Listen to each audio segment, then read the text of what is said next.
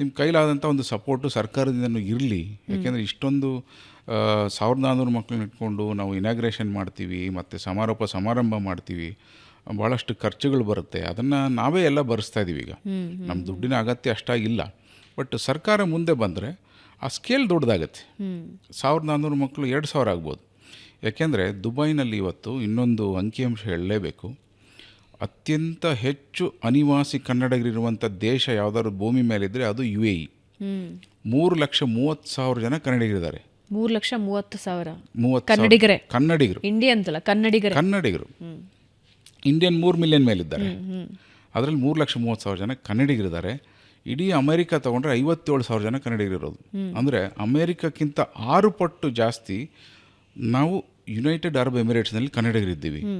ಇದ್ರ ಬಗ್ಗೆ ಸರ್ಕಾರ ಗಮನ ಕೊಟ್ಟಾಗ ಸರ್ಕಾರ ದುಬೈನಲ್ಲೂ ತನ್ನ ಸರ್ಕಾರ ನಡೆಸ್ದಂಗೆ ಆಗುತ್ತೆ ಅವ್ರನ್ನ ಸಪೋರ್ಟ್ ಮಾಡಿದರೆ. ಅದ್ರ ಬಗ್ಗೆ ಗಮನ ಹರಿಸುವಂಥ ಅಗತ್ಯ ಇದೆ. ಅದನ್ನು ನಾವು ಬೇಡ್ತಿದ್ದೀವಿ ಕೂಡ.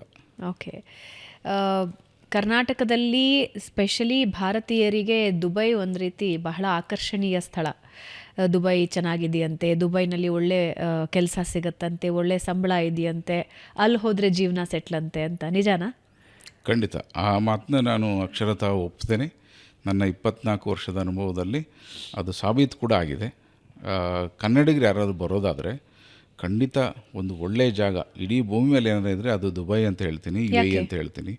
ಯಾಕೆಂದರೆ ನೋಡಿ, ಅದು ಎಂಥ ರಾಷ್ಟ್ರ ಅಂತಂದರೆ ಅಂಥ ಇನ್ನೊಂದು ರಾಷ್ಟ್ರ ಇಲ್ಲ ಅಂತ ನನಗನ್ಸುತ್ತೆ. ಅಲ್ಲಿ ನಿಮಗೆ ಯಾವುದೇ ಡಿಸ್ಕ್ರಿಮಿನೇಷನ್ ಇಲ್ಲ. ನಿಮ್ಮ ಜಾತಿ, ಧರ್ಮ ಅಥವಾ ನೀವು ಯಾವ ಊರಿನವರು, ಯಾವ ದೇಶದವರು ಏನೂ ನೋಡಲ್ಲ.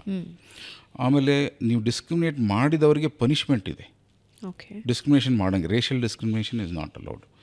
ಆಮೇಲೆ ಅದು ಒಂದೇ ರಾಷ್ಟ್ರ, ಅಲ್ಲಿ ಸೌಹಾರ್ದತೆಗಾಗಿ ಒಂದು ಮಿನಿಸ್ಟ್ರಿ ಇದೆ, ಮಿನಿಸ್ಟ್ರಿ ಆಫ್ ಟಾಲರೆನ್ಸ್ ಅಂತ ಕ್ರಿಯೇಟ್ ಮಾಡಿದ್ದಾರೆ. ಇದನ್ನು ಬೇರೆ ಯಾವ ದೇಶದಲ್ಲಿ ನೋಡ್ಲಿಕ್ಕೆ ಸಾಧ್ಯ ಇಲ್ಲ. ಏನು ಮಾಡುತ್ತೆ ಆ ಮಿನಿಸ್ಟ್ರಿ? ಏನು ಮಾಡುತ್ತೆ, 200 ದೇಶದ ಜನಗಳು ಇಲ್ಲಿದ್ದಾರೆ. ಅವರು ಸೌಹಾರ್ದತೆಯಿಂದ ಬದುಕಬೇಕು ಅಂದರೆ ಏನು ಮಾಡಬೇಕು ನಾವು, ಅದ್ರ ಬಗ್ಗೆ ಫೋಕಸ್ ಮಾಡುತ್ತೆ. ಉದಾಹರಣೆಗೆ ನಮ್ಮ ಒಂದು ಕಲ್ಚರ್ ಇದೆ, ಕರ್ನಾಟಕದ ಒಂದು ಕಲ್ಚರ್ ಇದೆ, ಅದಕ್ಕೆ ವಿರುದ್ಧವಾದ ಇನ್ನೊಂದು ಕಲ್ಚರ್ ಇರ್ಬೋದು ಅಥವಾ ಒಂದು ಆಚರಣೆ ಇರ್ಬೋದು. ಅವರಿಬ್ಬರು ಸೌಹಾರ್ದತೆ ಹೆಂಗೆ ಇಟ್ಕೋಬೇಕು, ಅವ್ರ ಮಧ್ಯೆ ಯಾವುದೇ ಜಗಳಗಳು ಬರದೇ ಇರೋ ಥರ ಹೆಂಗೆ ನೋಡ್ಕೋಬೇಕು ಅನ್ನೋದ್ರ ಬಗ್ಗೆ ಫೋಕಸ್ ಮಾಡ್ತಾರೆ. ಬಾಂಧವ್ಯನ ಬೆಳೆಸ್ತಾರಷ್ಟೇ. ಬೇಸಿಕ್ಲಿ ಏನಾಗ್ತದೆ, ಆ ಎನಿಮಿಟಿ ಬರದೇ ಇರೋ ಥರ ನೋಡ್ಕೊಳ್ಳೋವಂಥ ಒಂದು ಸಂಸ್ಥೆ ಅದು. ಅದಕ್ಕೆ ಒಬ್ಬ ಮಿನಿಸ್ಟ್ರ್ ಇದ್ದಾರೆ. ನೀವು ಯಾವ ಕಾರ್ಯಕ್ರಮಕ್ಕೆ ಕರೆದ್ರು ಅವ್ರು ಬರ್ತಾರೆ, ನಿಮಗೆ ಬೇಕಾದಂಥ ಸಪೋರ್ಟ್ ಕೊಡ್ತಾರೆ.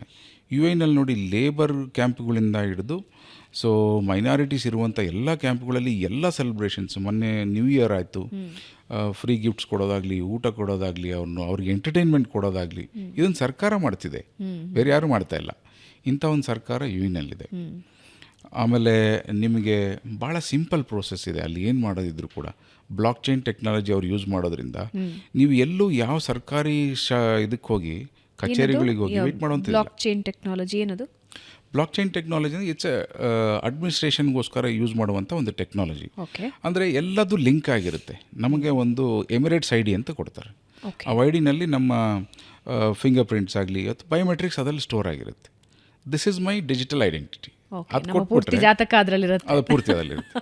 ಅದೊಂದು ಕೊಟ್ಟರೆ ನಿಮಗೆ ಗೌರ್ಮೆಂಟ್ ಆಫೀಸಲ್ಲಿ ನಮ್ಗೆ ಗೊತ್ತಾಗುತ್ತೆ ನಂದು ಎಷ್ಟು ಆಸ್ತಿ ಇದೆ, ನಂದು ಎಷ್ಟು ಲೋನ್ ಇದೆ, ನಮ್ಮ ಬ್ಯಾಂಕಲ್ಲಿ ಎಷ್ಟು ದುಡ್ಡಿದೆ, ಈ ಸಮಯದಲ್ಲಿ ಯಾರಿಗೆ ಚೆಕ್ ಕೊಟ್ಟಿದ್ದೀನಿ, ಯಾರಿಗೆ ಬೌನ್ಸ್ ಆಗಿದೆ, ಎಲ್ಲ ಡೇಟಾ ಇರ್ತದೆ. ಇಂಥ ಒಂದು ಐಡಿನ ಕೊಟ್ಟಿದ್ದಾರೆ. ಅದನ್ನು ಯೂಸ್ ಮಾಡೋದಲ್ಲಿ ಬ್ಲಾಕ್ ಚೈನಲ್ಲಿ ಯೂಸ್ ಮಾಡಿದಾಗ ನಿಮ್ಮ ಎಲ್ಲ ಪ್ರೋಸೆಸ್ಗೂ ಕೂಡ ಕನೆಕ್ಟೆಡ್ ಇರುತ್ತೆ.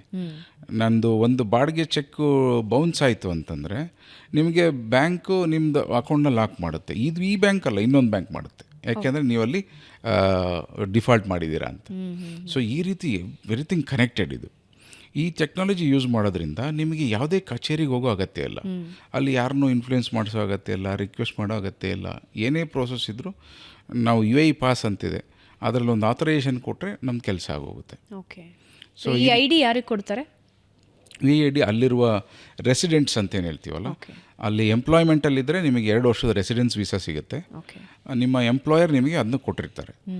ಅದನ್ನು ಅವರಿಗೆ ಸಿಗುವಂಥದ್ದು ಮೆಡಿಕಲ್ ಎಕ್ಸಾಮಿನೇಷನ್ ಮಾಡಿ ಮೆಡಿಕಲ್ ಫಿಟ್ ಅಂತ ಆದಮೇಲೆ ಅದನ್ನು ಇಶ್ಯೂ ಮಾಡ್ತಾರೆ. 2 ವರ್ಷ ನೀವು ಅಲ್ಲಿರ್ಬೋದು.